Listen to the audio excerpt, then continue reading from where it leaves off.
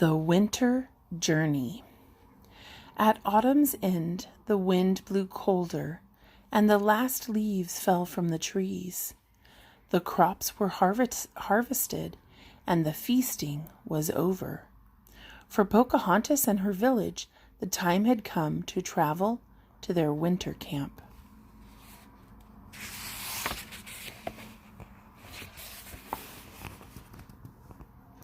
Pocahontas loved her home by the river, but she always looked forward to this trip. The journey meant new adventures and new places to explore. Best of all, many different villages from the Powhatan Nation gathered at the winter camp to work together during the cold months.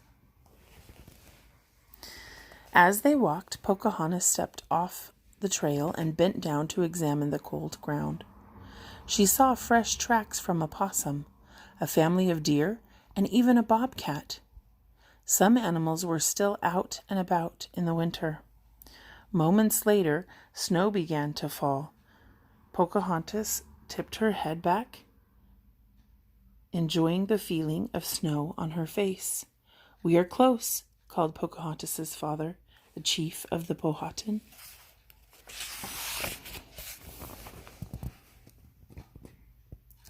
Pocahontas's village was the first to arrive at the campsite. They hurried to unpack and set up their winter home. Some villagers made shelters by tying woven mats onto wooden frames. Others started fires for cooking and warmth. A group of hunters prepared to find food for that night's dinner. Pocahontas and some others set out to gather firewood. "Bring back as much dry wood as you can before dark," Pocahontas said. Pocahontas strayed farther from the camp to search for wood. She loved the quiet of the winter forest and soft sound of the wind. "Wait," she thought. "What was that noise?" Pocahontas put down her firewood and listened carefully. There it was again. It sounded like crying. She climbed to the nearest tree but couldn't see anything at first. Then she looked down and gasped.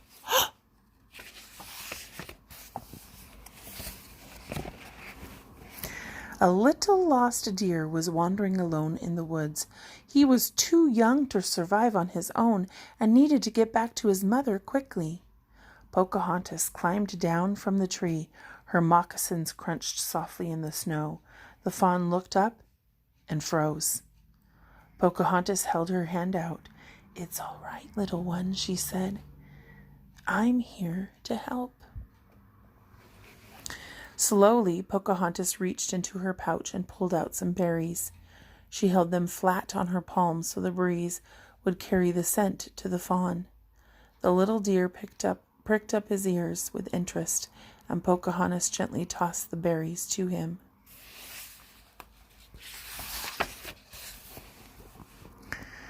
While the fawn happily ate his snack, Pocahontas crept around him until she could see his tracks in the snow. She had to take the fawn back the way he had come. She dropped a berry on his path. Following the tracks a little further, she dropped more berries, and the fawn went hurrying after her. Soon they came to the bank of the creek. Scanning in the icy mud at the water's edge, Pocahontas saw two sets of tracks. One belonged to the fawn and the other to the mother. The mother's tracks continued on the opposite bank. Pocahontas lightly ran across a path of rocks in the creek. Then she put a berry down on the far bank. The fawn walked closer and reached out a hoof, and then pulled back.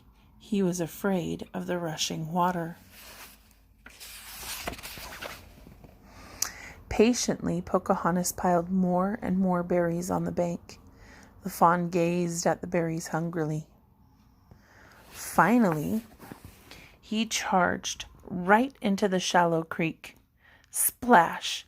In a few bounds, he was across and sloshing onto the bank. Dripping icy water, he looked up at Pocahontas and shook himself happily. Pocahontas and the fawn followed the mother's trail to the edge of a clearing. Peering ahead, Pocahontas saw a doe pacing back and forth. "Is that—" she started to ask, but the fawn was already galloping across the clearing to his mother. The family was together again. Pocahontas watched, smiling and peaceful. A branch snapped behind her. Pocahontas whirled around. "There you are!" Pocahontas's best friend, Nakoma, called to her. "You've been gone a while, so I came looking for you."